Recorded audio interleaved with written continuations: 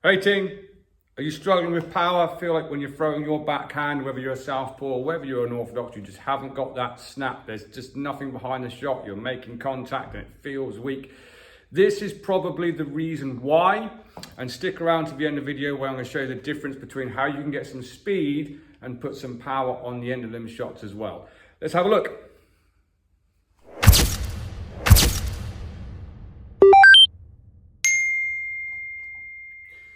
So when we first start boxing, whether you are southpaw, whether you're orthodox, you are taught about a good stance, good toe heel alignment and weight distribution. Weight should transfer to the front foot. What most people are doing when they're struggling with their backhand is they're transferring too much weight to the back foot. So transferring too much weight to the front foot. They're driving, they're pushing from their back leg and they're coming forwards like this. Not only is that putting your head into a closer range, yes, you have got some mass behind it, but it's nothing to do with actually just pushing onto the front leg from here. It's more about the rotation. So check yourself in the mirror. If you're throwing your backhand and your back leg is straight like this, if you don't have a mirror, get your phone, try it, whichever. Yeah, all you're doing is pushing weight forwards from here and there's nothing on your punch. You'll end up pushing your punch as well, like so. Feels okay as a beginner, but there's no real snap or drive on it from there. So, how are we going to correct that?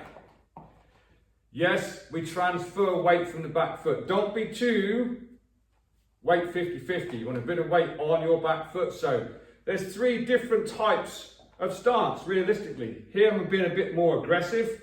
Here I'm a bit more neutral. Here I'm a bit more powerful. And look how little the difference is. Yeah, 50-50. 70-30 front leg, 50-50. 70-30 back leg. There's a difference. So, yes, there is a weight transfer. 100% there's a weight transfer onto this leg. But it's not a weight transfer onto this leg. This heel does lift, but everything rotates here. This is probably what you're missing, the rotation here. So I drive 70%, 30%, and I drive and rotate.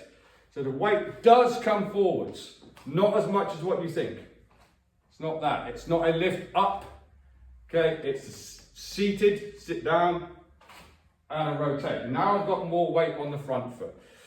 Make sure you're pulling that shoulder back as well. Obviously, if you're a southpaw, it's the same situation.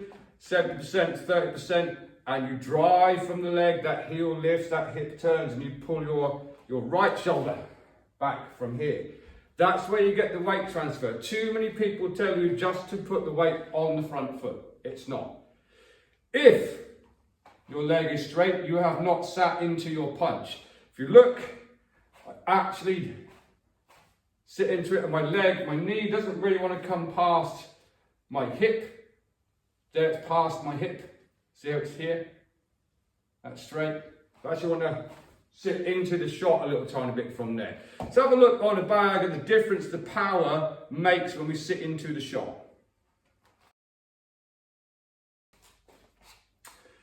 Bear in mind I'm a southpaw, okay, so this is not my strong side, so I'm just going to make sure I'm in range first. So if we talk about when we're here and we lift forwards, I'll be too close on that shot. Here's my range. So if I now drive forwards, one, that's going to be weak. I haven't rotated, there's no room to rotate, and my arm is stopped short. So I would genuinely try and hit this hard by doing it wrong, and I know it's going to feel weak. So hang on, let me just practice doing it wrong. Right, okay.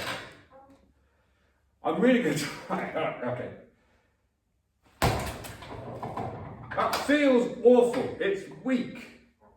I know this is not my strong hand, but hang on. There's no snap whatsoever. So this time, good stance. This is my correct range. My head's going to stay Where it is, I don't drive forwards. This hip is going to rotate. I'm going to sit into it and drive through from there. There should be a marked difference, okay?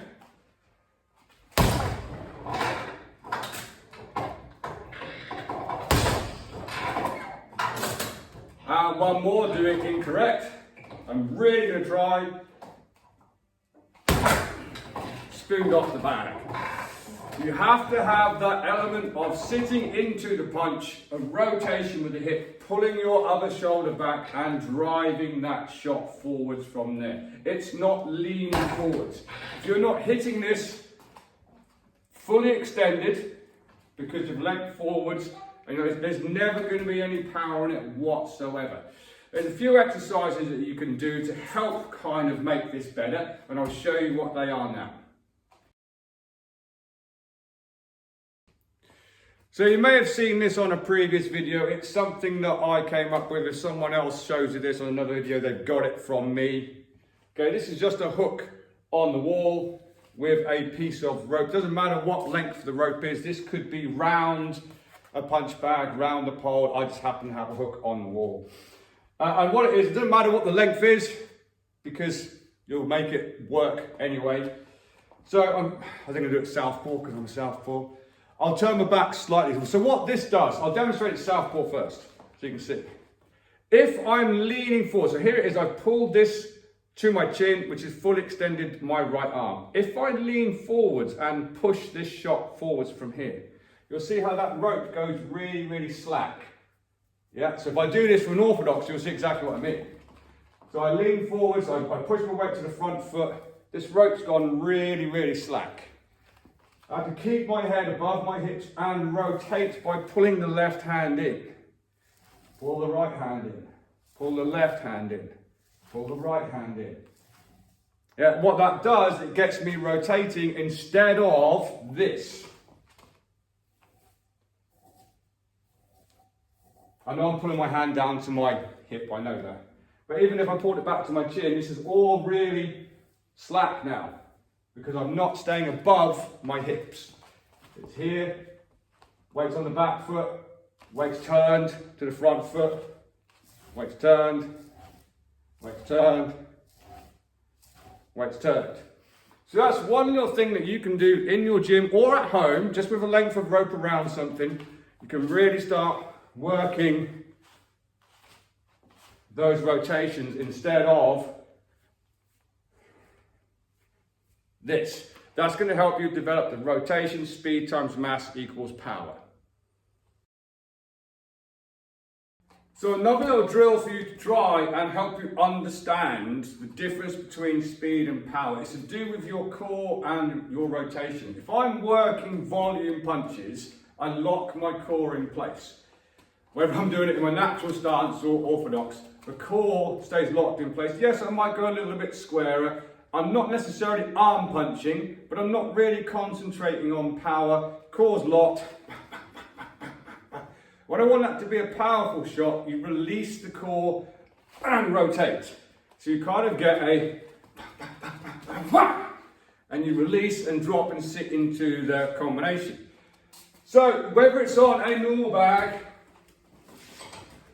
or an apple bag, whichever, you can work this. It doesn't matter how many straights you do. Make sure that you're not doing this though, because that's clearly not good, is it? Yeah, it's not good. So good technique. Lock your core, work your arms, and drop that last shot in. Whether you do 2, 3, 4, 5, 6, doesn't really matter, as long as you're finishing on that last shot. And another little tip, if you're going to work this, because my core's locked in place and I'm working volume, I know I'm doing slow, on the one I'm going to do just before the power shot, weight goes back. And then drive from here. And again, just remember, I'm not actually an orthodox. Doing orthodox because the majority of people are orthodox. I'll do it southpaw in a second. So I'm just here. There's a difference. Locks my core in place. On that last little punch, sit, drive into the shot. Southpaws is exactly the same, or if you're just working on a normal bag, just from here, lock your core in place. and drive that last shot forwards from there. You can work at shadow boxing as well, just in here. Release the core at the last moment. Drive. Rotate, make sure your hand comes back to your chin. Do these little exercises from just an actual boxing point of view. We're not talking about plyometric press-ups or throwing a medicine ball to help you deliver that as well. If you work these and pay attention to what your body is doing instead of this, I guarantee your punch is going to get harder. Don't forget the other problem with this. These are your long range punches. If you're doing this, you just went into a mid, possibly close range. Not good. Work your long range. Long range. All of a sudden, I'm not long range, am I? I'm closer to the bag. So make sure you're not doing that very, very common beginner mistake. Another thing to think of, guys, is there is a difference between power and speed. Not everything you throw has to be as powerful as you can. It's something that I see in my gym and other gyms that I float around to help out coach as well. You see people hitting just as hard as they can all the time and not really paying too much attention to their body mechanics. Body mechanics are key. Weight transfer is key, but it's not weight transfer to completely one foot and the other so your head moves forwards. It's still weight transfer from there. Do some of your drills. We used to call it tap and whack back in the day. Work nice and light and suddenly drop that big bomb in as well, because if you go into a boxing match and you're trying to throw everything as hard as you can, you're probably going to burn yourself out quite quickly. Concentrate on technique. Develop the snap in the hand. Other little things as well. If you're releasing the hand too early, I'll put this hand down. If you're releasing this two hand early, so you've got a good rotation, you're sitting into your shot, you're pulling, you're releasing your core, you're pulling your shoulder back, but you're releasing your hand too early, it's going to come out wide. Yeah? Release it on the last part. So driving. So my hand was the last thing that moved. Boom. Yeah? It's not releasing it straight away. And as always, we spoke about this in the jab series as well. Turn your hand over. If you rotate that too soon, your elbow is going to start to flare.